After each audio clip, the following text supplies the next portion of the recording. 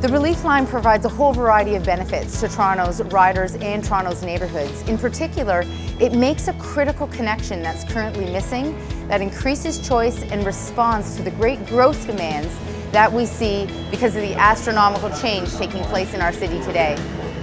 Crowding is becoming an increasing problem on the TTC. Customer numbers are rising exponentially. Just in the last 4 years, the numbers have gone through the 500 million customers a year mark to now around 535 million. This is a busy system. This station's the busiest at 400,000 customers a day.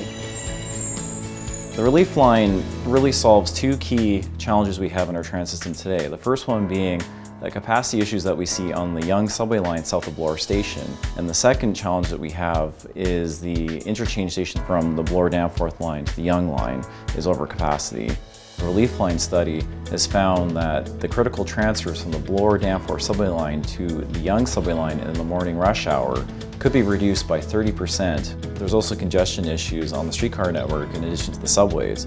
Work to date on the Relief Line study has found that up to 35% of customers coming to downtown from the east on the King and Queen streetcar could be redirected onto a new rapid transit line into downtown. 33% of our jobs are located right downtown, which makes it really important and vital to have effective, efficient public transit to connect residents to jobs.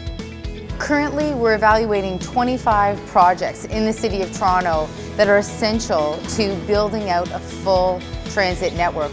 The Relief Line is a critical piece of that infrastructure. It essentially runs from the Danforth down through the east side of the city, right into the heart of the financial district, with future extensions to the west, back up to the Bloor line, as well as a future extension from the Danforth up through to Eglinton.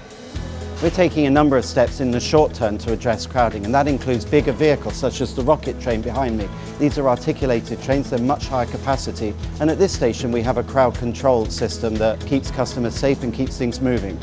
But one of the impediments on Line 1 is that we still have the original signalling system, and that's a conventional system that limits the number of trains that we can move per hour. So by 2020, we will have a brand new state-of-the-art, what's called a moving block signalling system that will enable us to safely move more trains closer together, thereby increasing line capacity. Our modelling shows that even with the improvements that we're making, Line 1 will not be able to cope with predicted customer numbers by 2031. So a relief line would take some of the pressure off this station, taking customers coming from the east down on an alternate route to the main business centre of Toronto. In order for the network to be effective, we need to increase choice. And for that reason, we're also studying Smart Track so that we can integrate the Relief Line with Smart Track. And we're also looking at express rail across the region. That's a Metrolinx project, and we're working very closely with Metrolinx in order to ensure that these projects are complementary. We're working with the public to identify the best station locations, the best route to connect the Relief Line into the existing subway network, as well as maximizing benefits for transit users and the community the Relief Line will serve.